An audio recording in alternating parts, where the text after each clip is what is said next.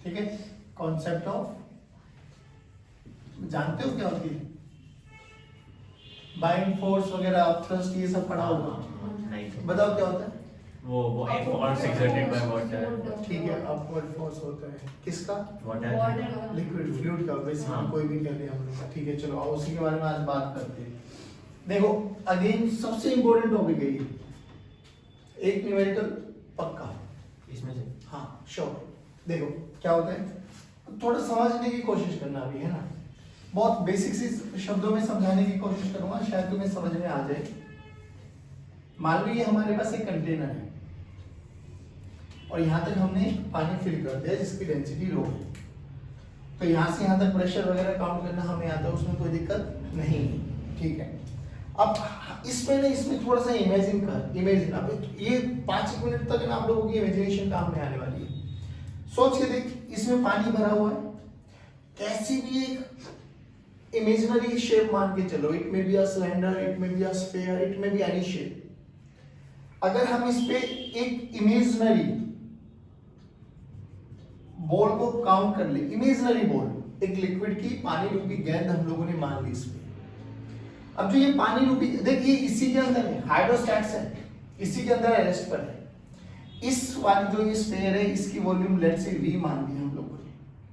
ठीक है, तो ये जो कि स्टैटिक इक्विलिब्रियम कंडीशन में है, तो जो ये इमेजिनरी बॉल हम लोगों ने मानी है,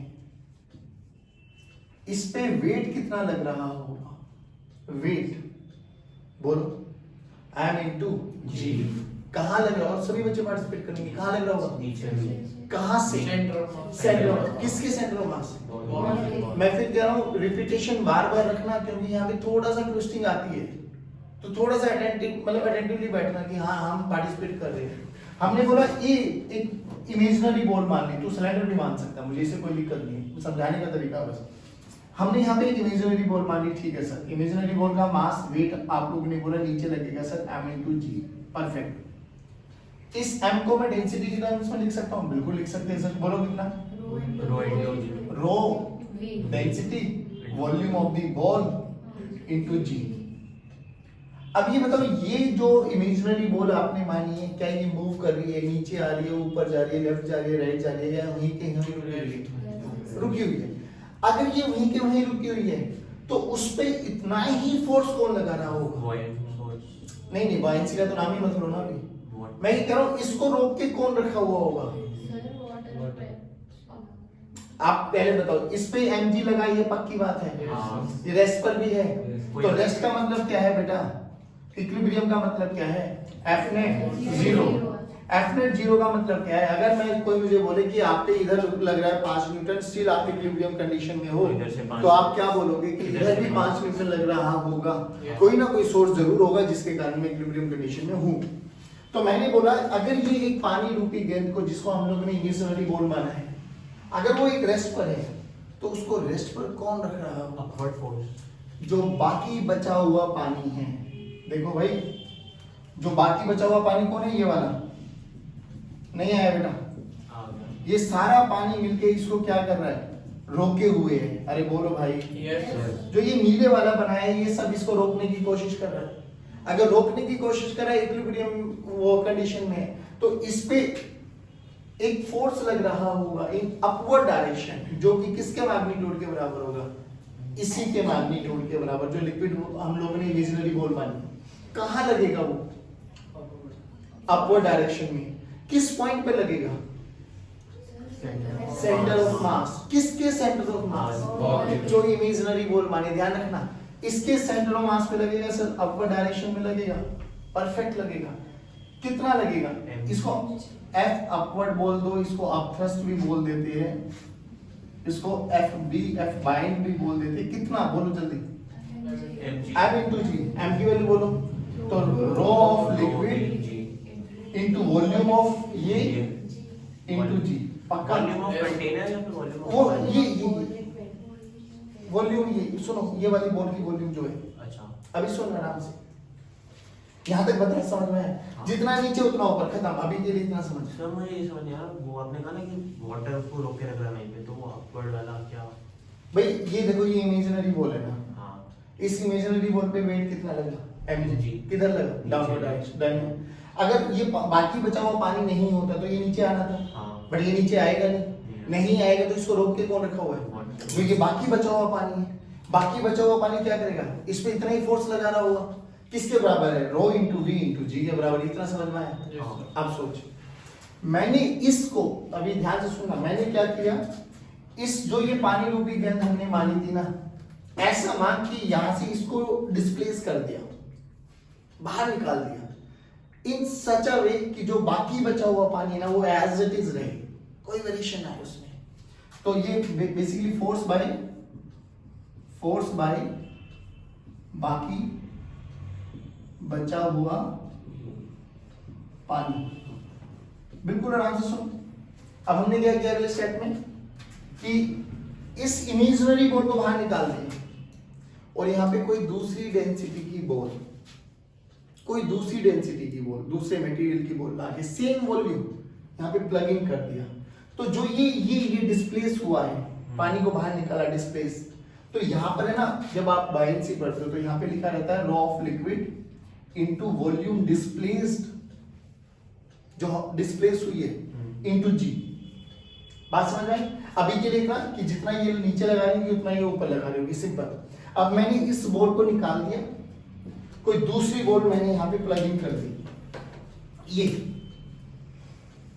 तो जो पहला वाला एग्जांपल, इसकी रो अलग है, ये सॉलिड मान लेता हूं, बट इसकी वॉल्यूम और इसकी वॉल्यूम सेम है, जहां की ये फिट हो जाए। बात समझ में आ रही है भाई? इसको निकाल दिया, दूसरी को प्लग इन कर दिया, रेड वाली को। रेड वाली की डेंसिटी कितनी है, रो एक्स कितनी है, ध्यान से सुना, वॉल्यूम वहीं फिट कर दिया। तो ये रेड वाली किधर लगाएगी, डाउनवर्ड डायरेक्शन में। कहां पर, किसके सेंटर ऑफ मास, कौन सी बॉल की, ब्लैक वाली या रेड वाली, रेड वाली। तो जो ये m इंटू जी लगेगा, अभी ये m डैश इंटू जी बोल दूं मैं, m डैश को क्या लिख सकता हूं, rho into S, rho of S into V. नहीं आया? अब बताओ इस कंडीशन में और इस कंडीशन में क्या चेंज आया? बस सर, जो ये वाली लिक्विड वो बॉल थी, इसको हटा के ये दूसरी डेंसिटी की बॉल रख दिया, क्या चीज अभी भी सेम रहा, क्या चीज अभी भी, हाँ ठीक है वॉल्यूम, उसके अलावा और क्या चीज सेम रहा, जो बाकी बचा हुआ पानी, बाकी बचे हुए पानी में कोई चेंज आएगा दोनों में? तो ये जो ये वाला फोर्स लगा रहा था, ये कौन लगा रहा था, बाकी बचा हुआ पानी। तो इस पे भी कौन फोर्स लगाएगा, कहां लगाएगा, कहां लगाएगा, अपवर्ड। किधर लगाएगा, किसके सेंटर ऑफ मास, रेड वाली या ब्लैक वाली, ब्लैक वाली। क्यों भाई ब्लैक, देखो 90 to 95% केसेस में वो दोनों ओवरलैप कर सकते हैं, कोई दिक्कत वाली बात नहीं है। बट आपको याद क्या करना है, इसलिए कहता है इसमें छोटा सा ट्रिक यूज करना होता है, और वो हमेशा दिमाग में बैठा के रखना आपने। इधर आओ, बाकी बचा हुआ पानी किधर लगा रहा है, ऊपर, कहां लगा रहा है, सेंटर ऑफ मास, किसके सेंटर ऑफ मास, जो इमेजिनरी बॉल मानी। अब सेम वॉल्यूम का हमने इसमें एक बॉल को फिक्स कर दिया, ये वाला mg, तो इसके सेंटर ऑफ मास पे लगेगा, बट जो ये वो अपवर्ड फोर्स लगा था वो अभी भी कहां लगेगा, वो इसी के सेंटर ऑफ मास पे तो लग रहा है सर। यस 90 to 95% केसेस में इसका सेंटर ऑफ मास और इसका सेंटर ऑफ मास ओवरलैप कर सकता है, कोई मुश्किल नहीं, कोई मुश्किल। बट अभी भी हमें क्या याद रखना है कि सेंटर ऑफ मास जो ये अप थ्रस्ट होगा ना, अप थ्रस्ट या यू कैन से बायंट, वो हमेशा centre of mass of the displaced body लगने वाला है। I tell you, I give you an example. देखो पहले याद करो, चंडीगढ़ ट्रांसपोर्ट हरियाणा रोडवेज सोनीपत से दिल्ली चलती है, उसमें एस क्या होता था, सॉलिड हेमिस्फीयर, सॉलिड। बताना इसका सेंटर ऑफ मास कहां पे आता था, सीटी HR SD 432 234 3r by pi 8 3 pi 3r by 8, यही तो आया। ऐसे मत देखो बच्चे, Yes, सही है। अच्छा अब देखो मैं क्यों समझाने की कोशिश कर रहा हूँ इसको। आ जाओ, मैंने मान लिया, अब आराम से सुनो बिल्कुल तसल्ली से, ना समझ में आए तो पूछते रहना, बट ये चीज समझ में आ गई तो आपको समझ में आ जाएगी। मैंने ना अभी एक सॉलिड स्फीयर की बॉल को लेके ना ऐसे ऐसे हैंग कर दिया है, कैसे भी कर दिया मैंने, ऐसे रखा कि वो आधी पानी के अंदर है और आधी पानी के आधी पानी के अंदर और आधी पानी के परफेक्ट। इस पे बताओ mg किधर लगेगा? Downward direction. पक्की बात है? हाँ ठीक। अब इस पे जो बाइंसी होगा, बाइंड फोर्स होगा, वो कौन लगा रहा होगा? पानी, जो ये बाकी बचा हुआ पानी है, किधर लगा रहा होगा? जो वॉल्यूम डिस्प्लेस हुई है, डिस्प्लेस कौन सी हुई है? ये वाली। इसका कोई फर्क? इसका कोई फर्क? तो इसका सेंट्रल मास कहां पर आएगा? 3r/8, 3r/8, यानी जो बाइंसी फोर्स लगेगा वो यहां पे लगेगा, नहीं आया? अरे बोलो भाई, पक्की बात है ना? जब हाँ बॉल हाफ इमर्ज्ड है। हाँ, ये याद रखो कि जितना पानी डिस्प्लेस किया गया है ना, बायंसी तो उसके जो डिस्प्लेस किया गया है उसके सेंटर ऑफ मास पे लगने वाली है। और mg वेट ऑफ दी जो भी सॉलिड डालोगे वो हमेशा सेंटर ऑफ मास पे लगने वाला है। जनरली जैसे आपके इस क्वेश्चन में अगर मैं बात करूं तो अगर आप इसके सेंटर ऑफ मास पे बोलोगे तो हम मान सकते हैं सेम आ जाएगा। क्यों? क्योंकि दोनों की शेप एंड साइज सेम है, तो इसका सेंटर ऑफ मास और इसका सेंटर ऑफ मास ओवरलैप कर सकता है।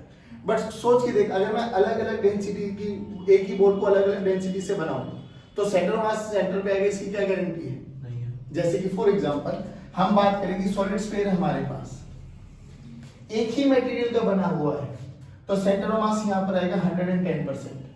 बट अगर मैं इसको आधा आयरन का बनाऊं, आधा एल्यूमिनियम का बनाऊं, तो इन दोनों में जो भी ज्यादा डेंस होगा तो आधे आधे का सेंटर ऑफ मास, आधे आयरन का सेंटर ऑफ मास यहां शिफ्ट करेगा, इसको मान लो m1, इसका सेंटर ऑफ मास यहां शिफ्ट करेगा, इसको मान लो m2।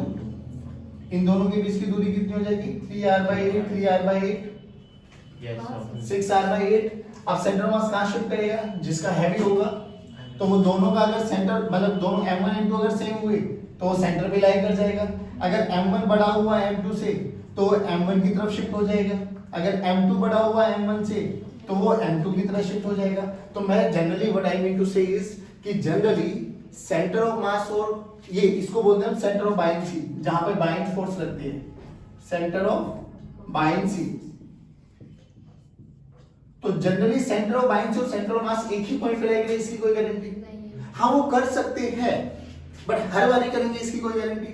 तो हमें ये रट के नहीं बैठना। दोबारा कहानी सुना कि हमने एक टर्म में एक इमेजिनरी बॉल मानी, इमेजिनरी बॉल का मास का वेट किधर लगेगा? I mean to the centre of मास।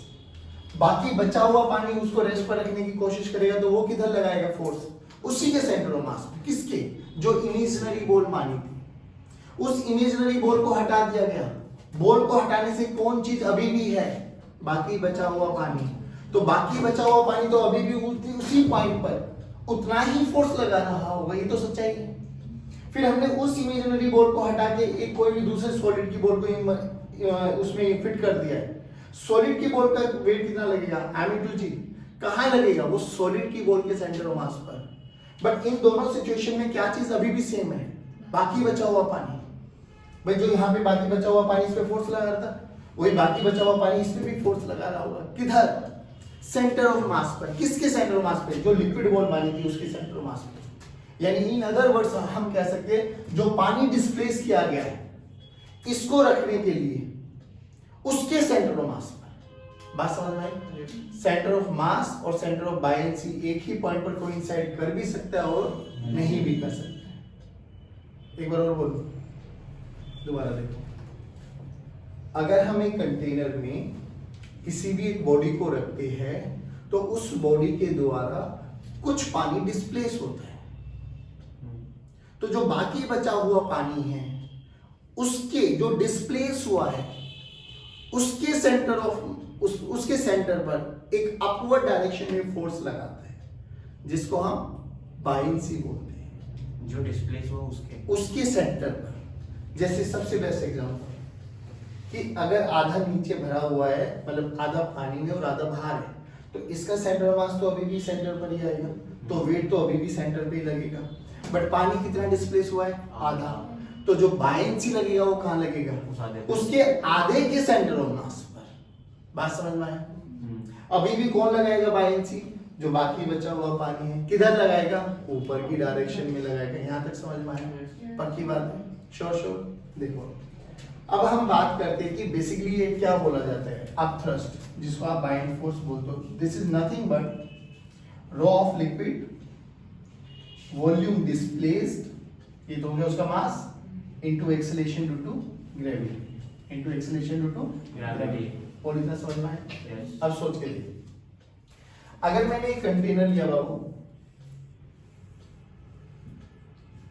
ठीक, इस कंटेनर में मैंने बोला कि देखो चीजें फ्लोट करती है ना, तो जब भी हम लॉज ऑफ फ्लोटेशन के बारे में बात करेंगे ना, तो एक चीज को ध्यान रखना हमेशा कि फ्लोटेशन का मतलब है कि उस पे वो इक्विलिब्रियम कंडीशन में है, उस पे लगने वाला एफ नेट क्या होना चाहिए, जीरो।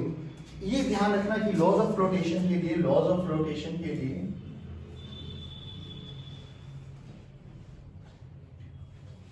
लॉज ऑफ फ्लोटेशन के लिए इक्विलिब्रियम कंडीशन मेंटेन करेगा वो, और इक्विलिब्रियम कंडीशन का मतलब बोलो F net zero, F net zero, F net. अब उस पे कौन कौन लगाएगा, एक तो उसका वेट और एक बायएंसी, एक तो उसका वेट और एक बायएंसी। तो मैं लिख सकता हूं F B, that is buoyant force must be equals to weight of the body. आराम से सुन, बिल्कुल तसल्ली से, नहीं समझ में आएगा तो दो बार रिपीट कर, न्यूमेरिकल्स करेंगे अपने आप समझ में आता है। हमने बोला कि मेरे पास ना एक सिलेंडर है बेटा, ठीक है, area of cross section A, height H,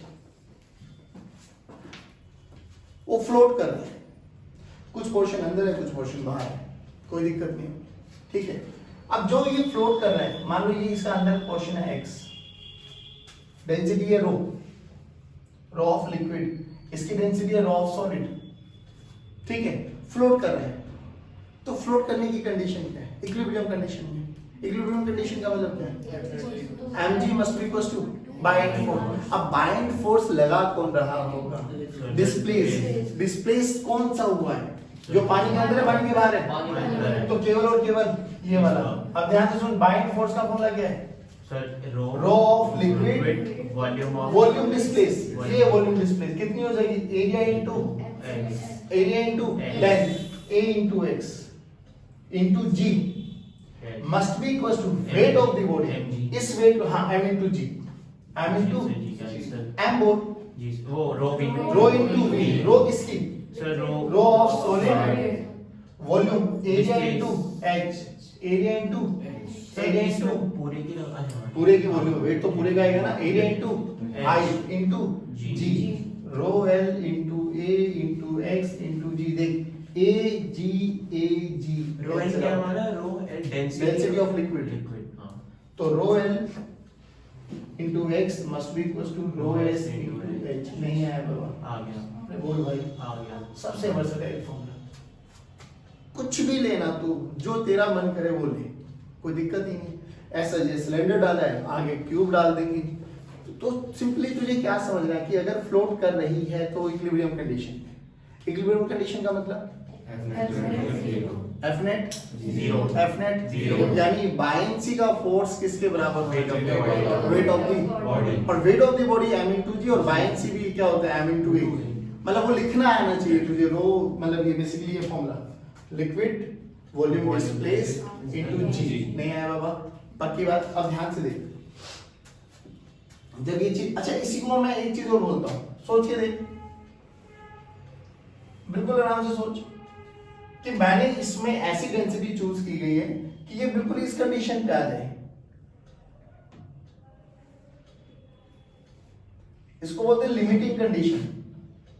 limiting condition का मतलब क्या है कि अगर इसका मास हल्का सा भी बढ़ा दिया जाए तो ये पक्का सिंक कर जाएगा, बिल्कुल एज पर है ना, ना ये ऊपर है ना ये नीचे, बिल्कुल एज पर है।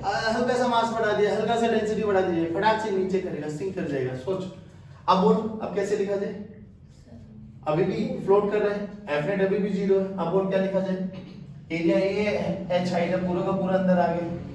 जल्दी बोलो, buoyant must be equal to, जल्दी बोलो buoyancy, F B must be equal to M into G लिख सकता हूं ना, तो एफ बी बोलो, rho L into V into A, मतलब वी को वी मान लो, तो इंटू जी। अरे बोल भाई। Yes, sir. अगर पूरा का पूरा हो गया है तो मैं वीडी लिख रहा हूं, पहले थोड़ा क्लैरिफाई करेंगे। चलो वीडी लिख दिया into G, this is equals to M into G rho S into volume of ये जो भी आपके सॉलिड है, volume of solid into G. पक्का है? सोच के देख मैं क्या कहने की कोशिश कर रहा हूँ कि अगर ऐसी कंडीशन हो जाए, और होगा बहुत सारे केसेस में, तो मैं लिख सकता हूँ volume displaced is equals to volume of the solid. Volume displaced is equals to volume of the solid. अगर वो एक कंडीशन में आ जाए, सोच के देख, काट के देख, तो मैं बोल सकता हूँ rho L must be equals to rho S. कि अगर दोनों की डेंसिटी सेम आ जाए, अगर दोनों की डेंसिटी, कौन दोनों, लिक्विड और सॉलिड, दोनों की डेंसिटी सेम आ जाए, तो वो इस आपके पास बेसिकली लिमिटिंग कंडीशन को अटेन कर रहा हो। तो सर वो तो तब होगा ना जब वो पूरा इमर्स्ड होगा। हाँ, मतलब वो तभी होगा जब ये कंडीशन होगी कि जो आप जिस फ्लूइड में आप डाल रहे हो और जिस सॉलिड को डाल रहे हो, उनकी दोनों की डेंसिटी क्या हो जाए, सेम। सोच के देख, अगर लिक्विड की डेंसिटी सॉलिड की डेंसिटी से ज्यादा है, अगर लिक्विड की डेंसिटी सॉलिड की डेंसिटी से ज्यादा है, फ्लोट करेगा, है ना?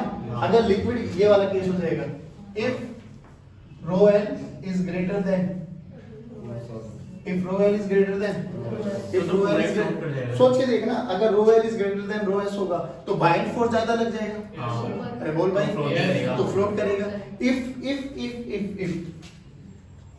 rho L is less than rho S, तो वो सिंक सिंक कर जाएगा। क्या कर जाएगा? क्या कर जाएगा? सिंक कर जाएगा। अब सोच के देख, बहुत बेसिक सी चीजें बताता हूं। एक सॉलिड, आपके पास सॉलिड स्फीयर ले लो, ठीक, एक होलो स्फीयर ले लो, दोनों सेम मटेरियल के बनाओ। क्या बना है? एक सॉलिड स्फीयर और एक सॉलिड, मतलब एक होलो स्फीयर, दोनों क्या बनाओ? Same material. दोनों क्या बनाओ? Same material. दोनों क्या बनाओ? Same material. सेम मटेरियल का मतलब सेम डेंसिटी। अब देखो उस पे क्या विचित्र बातें होती है, और ये यहाँ से यही रीजन निकल के आएगा कि क्यों जो बड़ी बड़ी शिप्स होती है वो फ्लोट कर जाती है। सुई बहुत छोटा सा आयरन रख दो पानी की लेयर पे, कुछ देर तक वो सरफेस टेंशन वगैरह उसको कंट्रोल करने की कोशिश करेगा, फट पंचर होते धम नीचे जाता है। वो इतने हैवी शिप्स फ्लोट कर जाती हैं, सुई तक फ्लोट नहीं कर पाती। रीजन समझ में आएगा। देखो सिंपल सी बात बता, इसी को मान है, इसी शेप को मान के चलते हैं कि अगर मेरे पास ये एक कंटेनर है और इसमें मैंने एक पूरी मतलब एक ये लो सॉलिड है, सॉलिड का मतलब समझ में, ठोस भरा हुआ, मैंने ये वॉल्यूम को इसमें डिप कर दिया, और अब मैंने क्या किया बच्चों,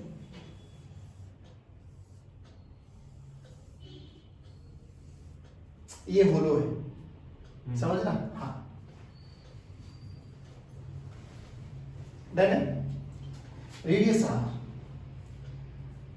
इसका भी आउटर रेडियस R1 या R और इनर रेडियस R1, ठीक।